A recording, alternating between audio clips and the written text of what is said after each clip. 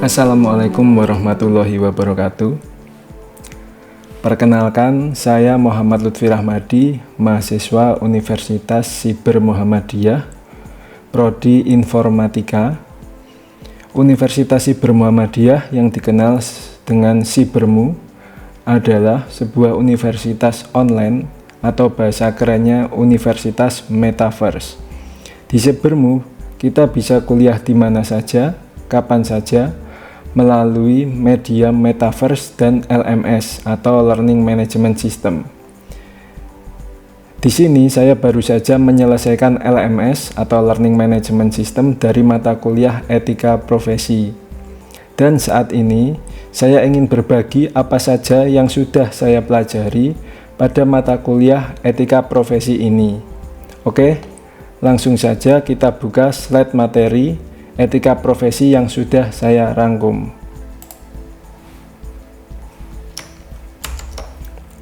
Etika Profesi. Konsep etika profesi.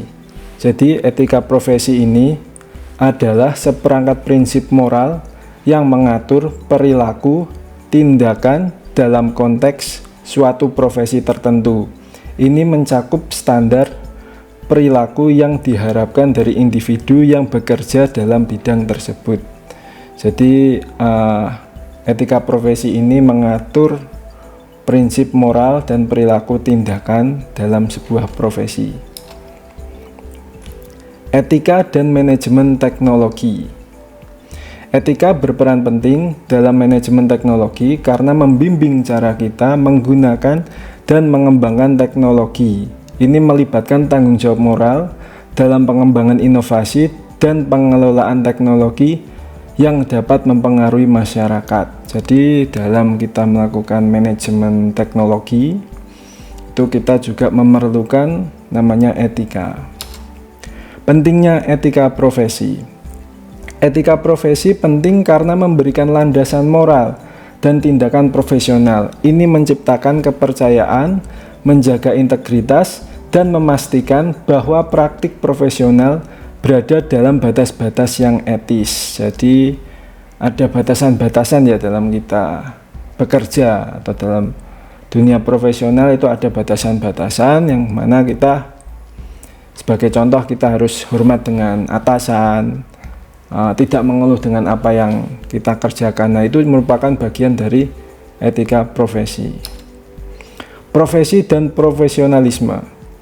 Profesi adalah bidang pekerjaan yang memerlukan pendidikan, pelatihan, dan standar operasional dan etika tertentu. Sedangkan profesionalisme melibatkan perilaku yang mencerminkan standar etis yang tinggi dalam bidang tertentu. Jadi kalau profesi itu pekerjaannya, kalau profesionalisme itu adalah perilaku yang mencerminkan sikapnya orang tersebut itu profesional atau tidak.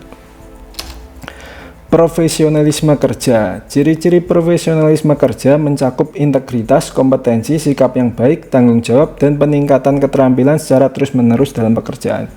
Jadi dalam kerja ini kalau kita profesional itu kita harus menjaga integritas, kompetensi, sikap yang baik, dan juga tanggung jawab, serta terus-menerus kita meningkatkan keterampilan kita. Perkembangan sains dan teknologi. Perkembangan sains dan teknologi memerlukan pertimbangan etika karena dampaknya pada masyarakat. Etika berperan penting dalam mengarahkan inovasi agar memberikan manfaat sosial yang lebih besar. Jadi dalam kita mengembangkan sains dan teknologi itu kita juga harus memikirkan etikanya. Dampaknya ke masyarakat seperti apa, manfaat sosial seperti apa. Nah itu. Membentuk jiwa teknopreneurship. Etika profesi membentuk semangat teknopreneurship dengan mendorong inovasi teknologi yang bertanggung jawab secara moral dalam bisnis dan pengembangan teknologi. Jadi etika profesi ini bisa membentuk semangat ya kalau kita ingin berwirausaha. Teknopreneurship ini kan kita wirausaha dalam teknologi ya, kurang lebih seperti itu. Nah ini teknopreneur dan prospeknya. Teknopreneur adalah pengusaha yang fokus pada penggunaan teknologi dalam menciptakan solusi inovatif. Mereka memiliki peluang besar dalam mengubah industri dengan ide-ide kreatif. Etika membimbing mereka menciptakan suatu solusi kreatif sesuai dengan prinsip-prinsip etika. Jadi teknopreneur ini kan pengusahanya yang fokus dengan teknologi, kemudian dia menciptakan inovasi, ide-ide kreatif, dan lain-lain. Nah, etika ini untuk biar bagaimana tetap usaha teknologi ini atau ini berjalan dengan etika yang baik. Kemudian haki, hak kekayaan intelektual. Haki melindungi karya intelektual dan inovasi. Etika memainkan peran penting dalam pengakuan dan penghormatan terhadap hak orang lain. Ini contoh ya, kita ibaratnya ada suatu hak cipta, dengan adanya etika kita bisa menghargai hak cipta itu. Seperti contoh tidak melakukan plagiasi, tidak, kalau udah ada hak ciptanya kita tidak langsung asal comot misalnya seperti itu, atau memerlukan izin terlebih dahulu kepada yang punya hak cipta. Pekerjaan, profesi, dan profesional. Pekerjaan adalah aktivitas yang dilakukan untuk penghasilan, maksudnya di sini untuk menghasilkan sesuatu. Sementara profesi memiliki standar etika tertentu dan keahlian khusus. Jadi profesi itu ada standarnya, dan seorang profesional mematuhi standar etika profesi dalam pekerjaannya. Jadi itu perbedaan-perbedaan antara pekerjaan, profesi, dan profesional. Manajemen teknologi. Manajemen teknologi melibatkan pengelolaan sumber daya teknologi dengan mempertimbangkan aspek etika dan pengambilan keputusan. Jadi dalam manajemen teknologi itu aspek etika harus diperhatikan dalam mengambil keputusan. Jadi kalau ambil keputusan itu harus dipikirkan secara matang-matang, baiknya bagaimana. Dinamika perubahan teknologi. Teknologi terus berubah dan berkembang, memunculkan tantangan etis baru. Penting untuk mengikuti perubahan ini dengan mempertimbangkan implikasi etisnya.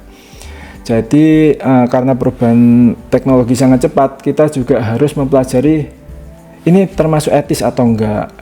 Hal-hal seperti ini etis atau enggak itu juga harus dipelajari. Manajemen resiko dan strategi perencanaan. Ini slide terakhir ya. Manajemen resiko dalam etika profesi melibatkan identifikasi, evaluasi, dan penanganan resiko-resiko yang melibatkan konflik moral dalam praktik profesi. Jadi manajemen resiko itu kita harus mengidentifikasi biar resiko yang timbul itu bisa seminimal mungkin. Ada evaluasi, nanti penanganan resiko jika muncul resikonya seperti apa, kita harus mempunyai plan-plan untuk meminimalkan itu.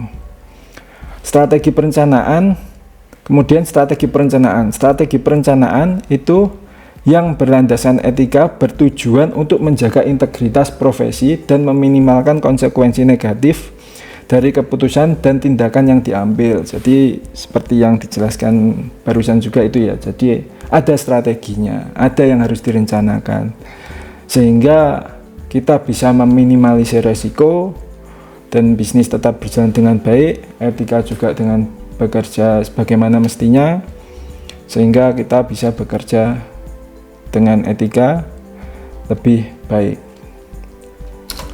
Oke, itu saja mungkin dari saya.